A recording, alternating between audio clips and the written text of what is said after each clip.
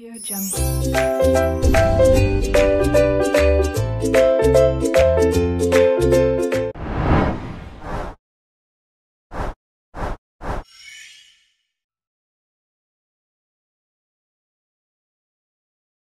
Assalamualaikum warahmatullahi wabarakatuh. Hello everyone, my name is Dian Afrilana Putri. I'm from Physics Education of Sultan Ageng Tirtayasa University 2019. On this video, I will explain about Pascal Law, Archimedes Law, and meniscus. This video aims to help you understand Pascal Law, Archimedes Law, and meniscus. Watch this video until the end, don't miss anything. Before we start our lesson today, let's pray together. Finish. Now you can fill your absence on the available links. Do you know the purpose for our lesson today? Okay, let's explain together. First, to understand principle of the Pascal Law, Archimedes Law, and meniscus. Second, to analyze and calculate the magnitude, pressure of liquid using the principle of Pascal Law, Archimedes Law, and meniscus.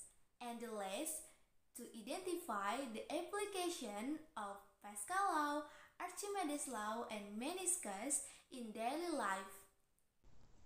Apakah kalian masih ingat pengertian dari fluida statis? Ya, fluida statis adalah fluida yang dalam keadaan diam, di mana fluida ini dapat berupa zat cair ataupun gas. Contoh dari fluida statis ini adalah air yang diletakkan di dalam sebuah gelas. Pada pertemuan sebelumnya, kita telah membahas mengenai tekanan hidrostatis, dan juga hukum utama hidrostatis. Apakah kalian masih ingat apa itu tekanan? Tekanan adalah besar gaya yang diberikan pada permukaan suatu benda dalam satuan luas tertentu. Tekanan ini memiliki persamaan P sama dengan F per A, di mana P adalah tekanan, F adalah gaya tekan, dan A adalah luas permukaan tekan. Lalu, apa itu tekanan hidrostatis? Ya, tepat sekali. Tekanan hidrostatis adalah tekanan yang diberikan oleh zat cair ke semua arah pada titik ukur maupun akibat adanya gaya gravitasi. Tekanan hidrostatis ini memiliki persamaan, yaitu pH sama dengan Rho dikali G dikali H, di mana pH adalah tekanan hidrostatis, Rho adalah massa jenis zat cair, G adalah percepatan gravitasi, dan H adalah kedalaman zat cair dari permukaan. Nah, yang terakhir, hukum utama hidrostatis. Ada yang masih ingat apa makna dari hukum ini? Ya, hukum ini bermakna bahwa semua titik yang terletak pada bidang datar dalam satu jenis zat cair yang sama akan memiliki tekanan yang sama pula, sehingga dapat dinyatakan bahwa P1 sama dengan P2. Wah, hebat sekali kalian semua masih mengingat materi pada pertemuan sebelumnya. Sebelum kita lanjut kepada pembahasan utama materi hari ini, coba kalian perhatikan animasi berikut ini. Selamat menyaksikan. Pernah tidak kalian melihat kejadian berikut ini? Ketika benda ke satu dicelupkan, maka ia akan tenggelam. Dan ketika benda kedua yang dicelupkan ke dalam air, maka ia akan melayang. Kemudian, ketika benda ketiga yang dicelupkan, maka ia akan mengapung. Mengapa terjadi seperti itu ya? Apakah ada yang tahu? Setelah menyaksikan animasi tadi, tentu kalian akan semakin penasaran mengapa bisa terjadi seperti itu. Untuk penjelasannya, mari perhatikan penjelasan hari ini. Jangan lupa sediakan alat tulis kalian. Dan jika ada yang ingin ditanyakan, boleh langsung tulis di kolom komentar ya. Fighting! Baik, kita masuk ke pembahasan yang pertama, yaitu hukum Pascal. Apakah sudah ada yang tahu bagaimana bunyi dari hukum Pascal? Nah, hukum Pascal ini menyatakan bahwa tekanan yang diberikan pada suatu fluida dalam ruangan tertutup akan diteruskan sama besar ke segala arah. Nah, hukum Pascal ini juga dinyatakan secara matematis dalam persamaan P1 sama dengan P2 atau F1 per A1 sama dengan F2 per A2. Perlu kita ketahui bahwa A di sini merupakan luas permukaan dari lingkaran, di mana luas permukaan lingkaran itu adalah VR kuadrat. Sehingga persamaan tadi dapat dinyatakan dalam bentuk F1 per F2 sama dengan R1 per R2 dikuadratkan. Selain dengan menggunakan jari-jari, kita juga dapat menggunakan diameter dalam persamaan ini. Sehingga dinyatakan F1 per F2 sama dengan D1 per D2 dikuadratkan. Dari penjelasan tadi, kira-kira ada apa saja ya penerapan hukum Pascal dalam kehidupan sehari-hari? Apakah ada yang tahu?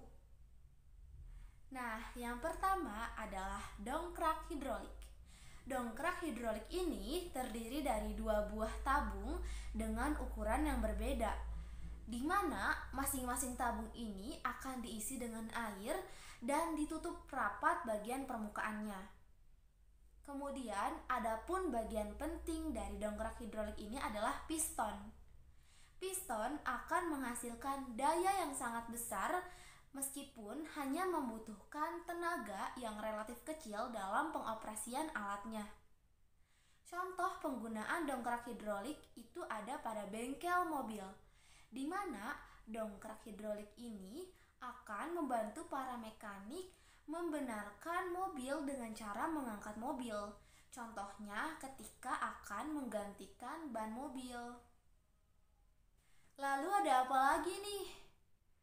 Nah, yang kedua ada rem hidrolik. Sudah ada yang pernah dengar apa itu rem hidrolik? Rem hidrolik atau disebut juga dengan rem cakram memiliki pipa hidrolik yang berisi minyak yang berfungsi untuk melakukan pengereman.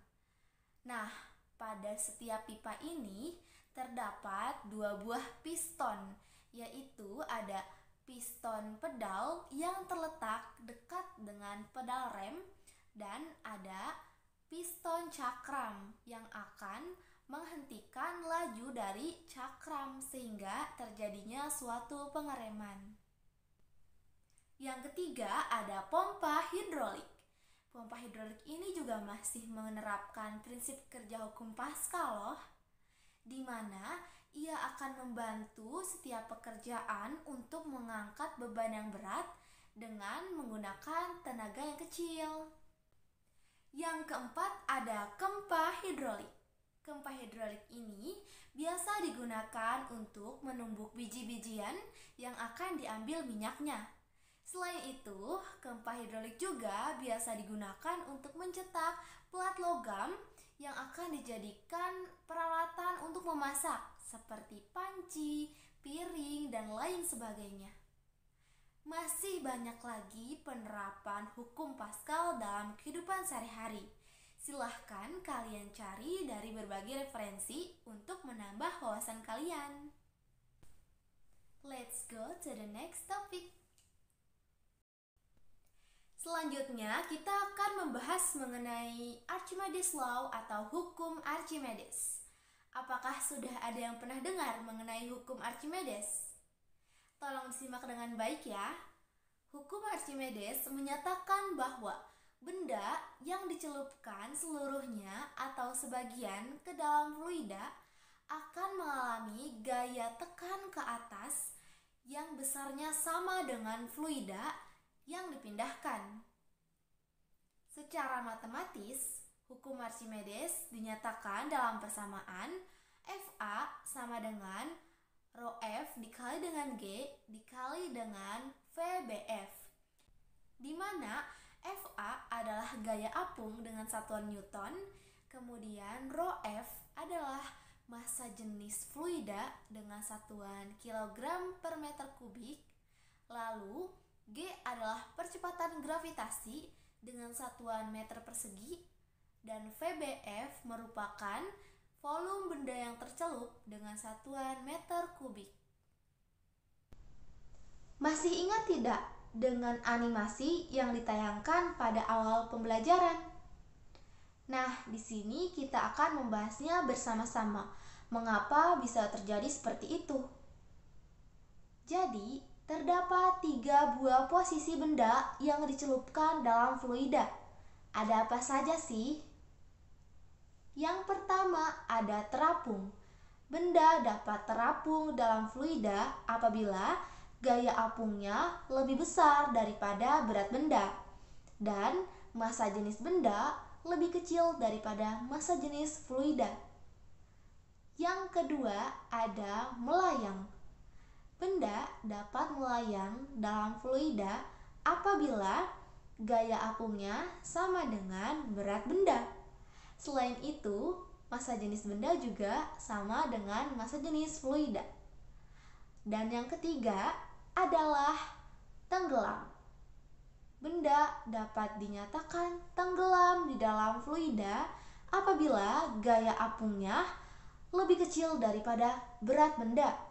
Selain itu, massa jenis benda juga lebih besar daripada massa jenis air, sehingga benda akan tenggelam di dalam fluida. Jadi seperti itulah penjelasannya. Mari kita lanjut pembahasan selanjutnya.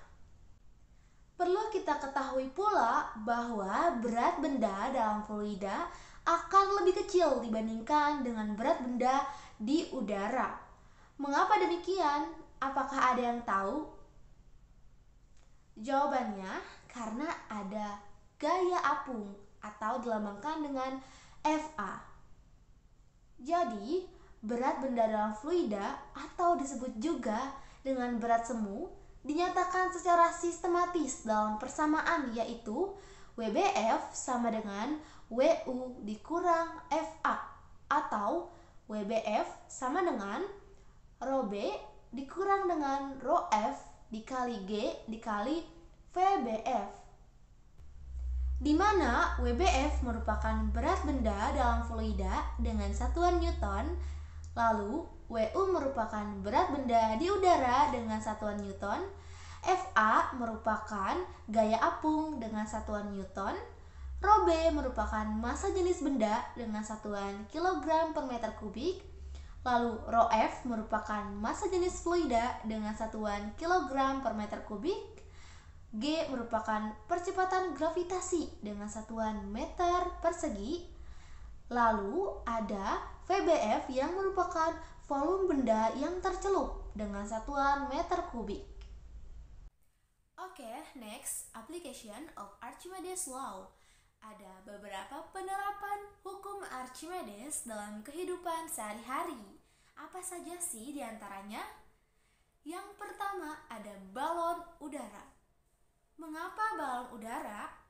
Karena balon udara memiliki massa jenis yang lebih kecil dibandingkan dengan massa jenis udara di sekitarnya, sehingga menyebabkan balon udara tersebut mendapatkan gaya angkat yang membuat balon udara tersebut terbang. Selanjutnya ada kapal selam.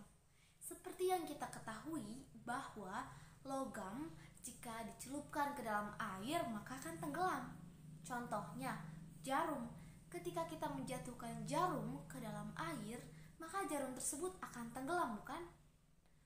Lalu, mengapa kapal selam tidak tenggelam di dalam laut? Ada yang tahu jawabannya? Nah, hal tersebut ternyata terjadi karena bentuk kapal laut yang berupa cekungan.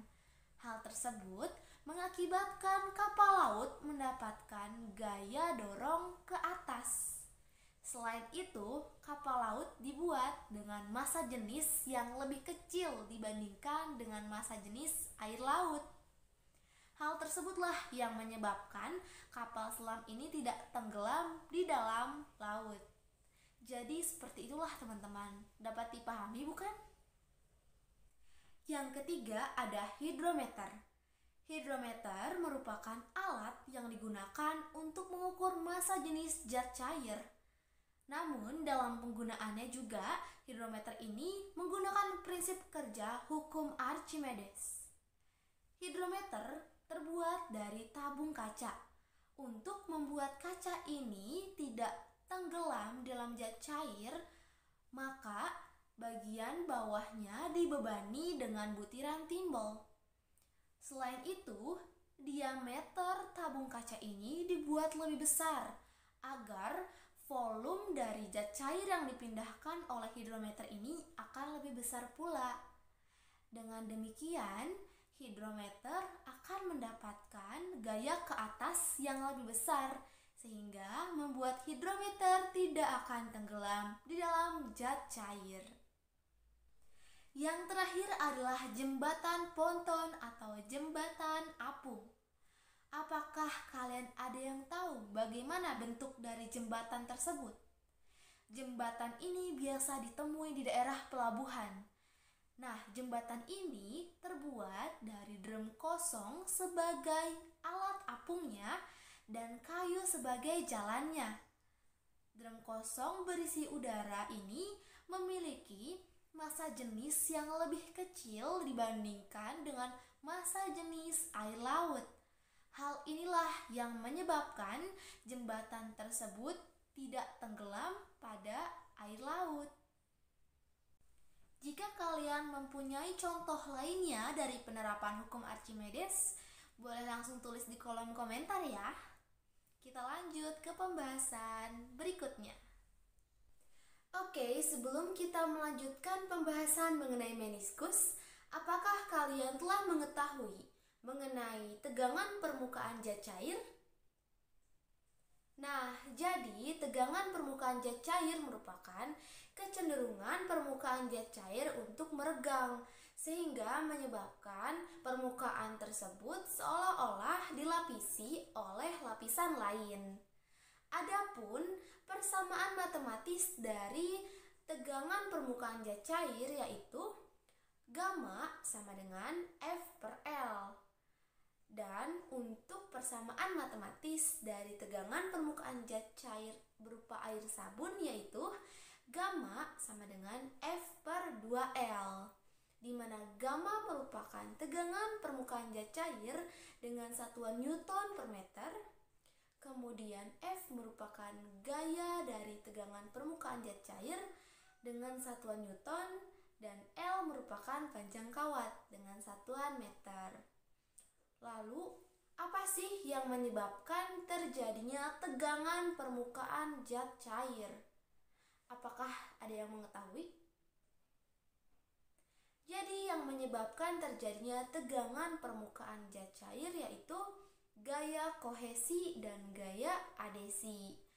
Pasti beberapa di antara kalian sudah ada yang pernah mendengar mengenai kedua gaya tersebut. Apakah ada yang mau berpendapat? Baik, yang pertama gaya kohesi.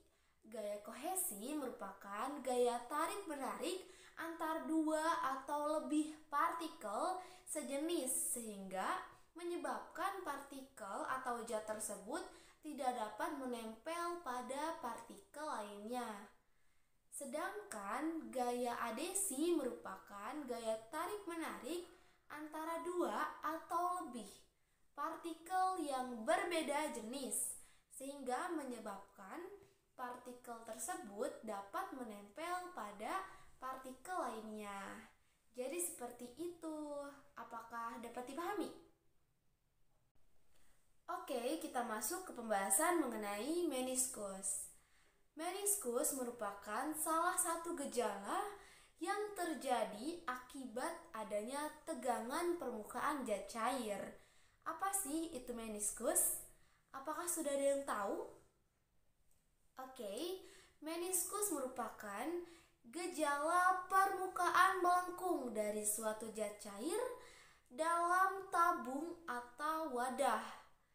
Nah, meniskus ini juga dipengaruhi oleh adanya gaya kohesi dan gaya adesi dari cairan dan juga tabung tersebut. Terdapat dua jenis meniskus yang akan kita pelajari. Apa saja sih itu? Yang pertama ada meniskus cekung dan meniskus cembung. Bagaimana penjelasannya? Mari disimak dengan baik-baik. Yang pertama, meniskus cekung atau concave meniscus memiliki ciri yaitu gaya kohesi yang lebih kecil daripada gaya adesinya. Kemudian memiliki kontak sudut yang kurang dari 90 derajat. Apa sih contoh dari meniskus cekung ini? Ya, tepat sekali. Contohnya adalah air, seperti gambar yang tertera di samping. Kemudian yang kedua ada meniskus cembung atau convex meniscus. Ciri yang pertama yaitu memiliki gaya kohesi yang lebih besar dibandingkan gaya adesinya dan memiliki kontak sudut yang lebih besar dari 90 derajat. Apa contoh dari meniskus cembung ini? Tepat sekali, contohnya adalah air raksa. Selain meniskus, adapun gejala lain yang ditimbulkan akibat adanya tegangan permukaan zat cair adalah kapilaritas. Di sini saya akan menjelaskan sekilas materi mengenai kapilaritas karena nanti akan dijelaskan lagi lebih lanjut pada pertemuan berikutnya. Apa sih kapilaritas itu? Kapilaritas merupakan peristiwa naik turunnya permukaan zat cair melalui pipa kapiler. Contohnya, minyak tanah yang naik melalui sumbu kompor. Kemudian ada dinding rumah yang basah pada saat musim hujan. Dan ada pun contoh lainnya yaitu air tanah yang naik melalui pembuluh kayu. Nah, pada kapilaritas ini, fluida akan naik apabila nilai tetanya kurang dari 90 derajat. Sedangkan fluida akan turun apabila nilai tetanya lebih besar dari 90 derajat. Untuk menghitung besar dari nilai naik atau turunnya permukaan zat cair, kita dapat menggunakan persamaan H sama dengan 2 gamma cos theta per rho G R, di mana H merupakan kenaikan zat cair dengan satuan meter, kemudian gamma merupakan tegangan permukaan zat cair dengan satuan Newton per meter, lalu rho merupakan massa jenis zat cair dengan satuan kilogram per meter kubik, dan G merupakan percepatan gravitasi dengan satuan meter kuadrat. Kemudian R merupakan jari-jari kapiler dengan satuan meter. Seperti itulah penjelasan materi pada pertemuan kali ini. Untuk lebih memahaminya, berikut ini akan saya lampirkan beberapa soal yang akan kita bahas bersama-sama. Untuk itu, tolong diperhatikan dengan baik-baik ya. Apabila ada yang ingin ditanyakan, langsung saja tulis di kolom komentar ya. Baik, contoh soal yang pertama. Jari-jari penampang kecil dongkrak hidrolik adalah 4 cm. Sedangkan jari-jari penampang besarnya 20 cm. Tentukan besarnya gaya yang diperlukan oleh penampang kecil untuk mengangkat mobil bermasa 2400 kg. Dari pertanyaan ini diketahui besar nilai R1 atau jari-jari 1 adalah 4 cm. Kemudian R2 20 cm. Nilai M2 adalah 2400 kg. Maka untuk mencari nilai A1 atau luas menampang kecil, kita menggunakan persamaan VR1 kuadrat, di mana R1 itu nilainya 4, sehingga V4 kuadrat. Nilai A1 sama dengan 16V cm kuadrat. Kemudian nilai A2 atau luas penampang 2 menggunakan persamaan VR2 kuadrat, di mana nilai R2 itu adalah 20 cm. Maka V dikali 20 kuadrat, sehingga nilai A2 adalah 400V cm kuadrat. Nah, di sini kita dapat mengetahui nilai F2 dengan menggunakan persamaan M2 dikali dengan percepatan gravitasi, di mana M2 itu kan 2400 dikali dengan 10, sehingga diperoleh nilai F2 adalah 24.000 Newton. Ditanyakan nilai F1, maka langsung saja kita jawab menggunakan persamaan F1 per A1 sama dengan F2 per A2. F1 per 16V sama dengan 24.000 per 400V. Nah, maka untuk mencari F1 kita perlu mengkalikan nilai 24.000 dikali 16 dibagi 400, karena tadi 16V dan 400V sama-sama memiliki nilai V, sehingga nilai V-nya dapat dihilangkan. Nah, dari hasil perkalian ini diperoleh F1 sama dengan 960 Newton. Oke, kita masuk contoh soal yang kedua. Massa sebenarnya sebuah benda adalah 500 gram. Jika ditimbang dalam air, massanya tampak 425 gram. Dan jika ditimbang dengan cairan lain, massanya tampak 325 gram. Jika diasumsikan massa jenis air adalah 1 gram per cm kubik, maka massa jenis zat cair tersebut adalah. Dari pertanyaan tersebut dapat diketahui bahwa besar dari massa benda yang sebenarnya atau MU adalah 500 gram.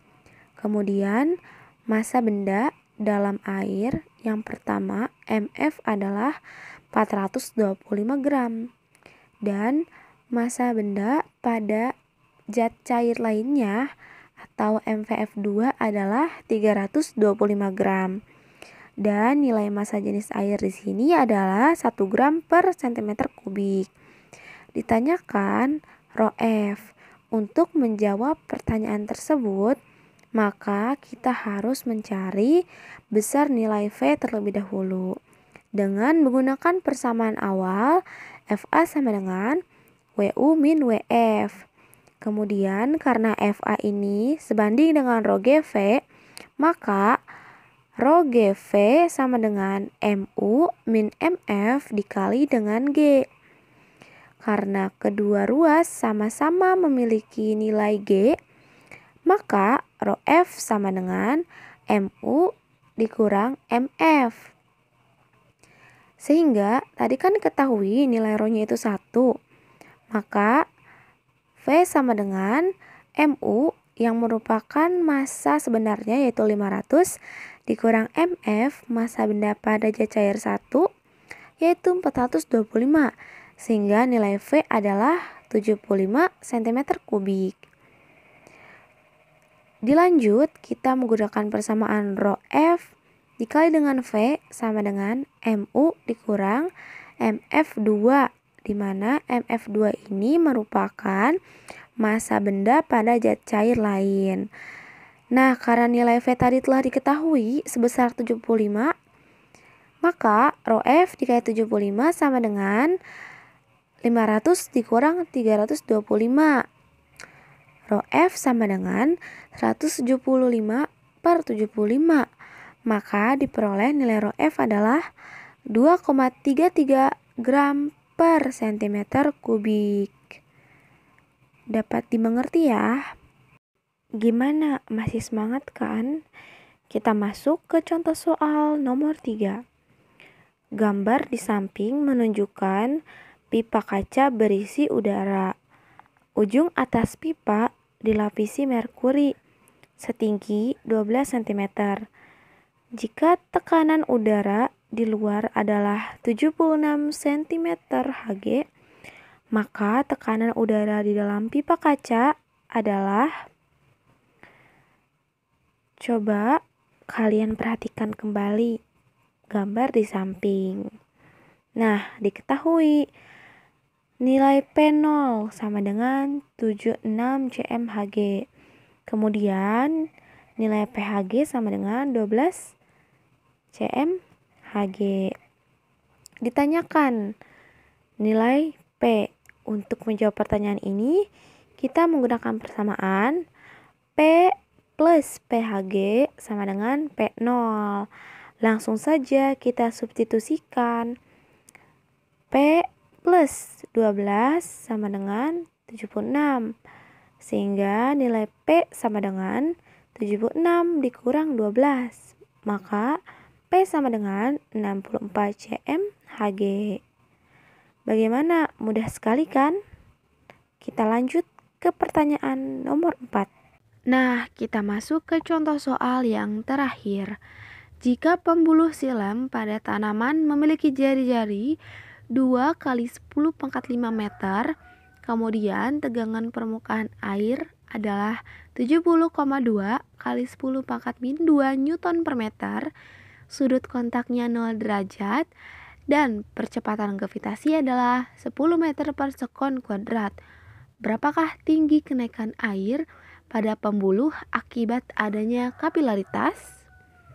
Dari pertanyaan ini diketahui bahwa nilai R adalah 2 kali 10 pangkat min 5 meter, kemudian gamma sama dengan 70,2 kali 10 pangkat min 2 Newton per meter, rho sama dengan 1000 kg per meter kubik, theta sama dengan 0 derajat, dan G sama dengan 10 meter per sekon kuadrat.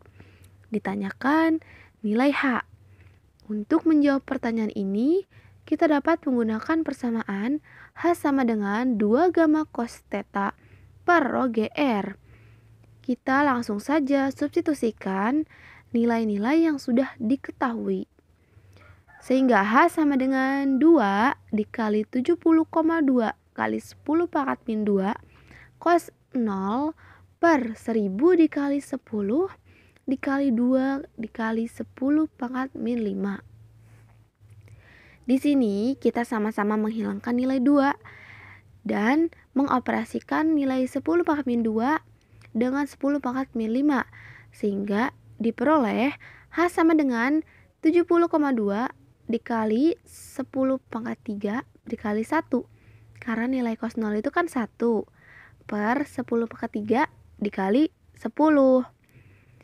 Nah, karena 70,2 ini nilai desimal, kita rubah ke dalam bentuk pecahan, sehingga H sama dengan 351 per 5 per 10, sehingga H sama dengan 351 per 50, dan diperoleh nilai H sama dengan 7,02 meter. Bagaimana? Mudah kan? Jika kalian memperhatikan materi dengan baik, tentu kalian akan lebih mudah memahami penjelasan kali ini. Sebelum saya menutup pertemuan kali ini, saya akan menyampaikan simpulan untuk pertemuan kali ini. Jadi, materi Fluid Studies ini sangat berkaitan erat dengan kehidupan sehari-hari kita. Untuk contohnya, penerapan dari hukum Pascal dalam kehidupan sehari-hari. Ada apa saja?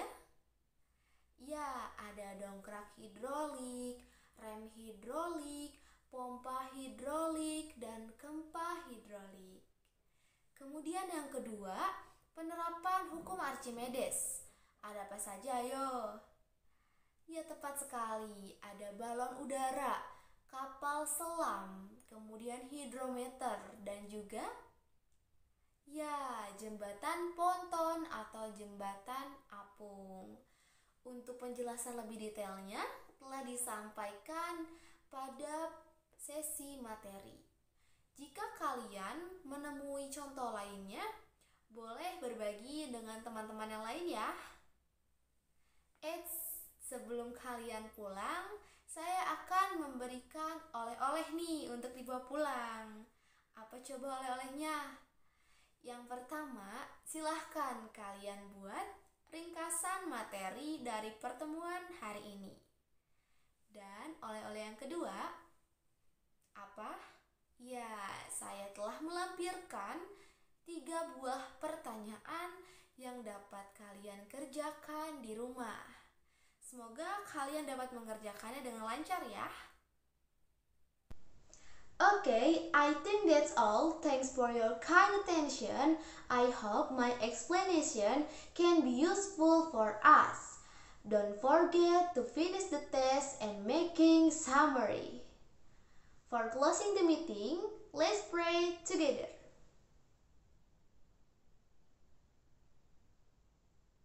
Finish. See you next time. Assalamualaikum warahmatullahi wabarakatuh.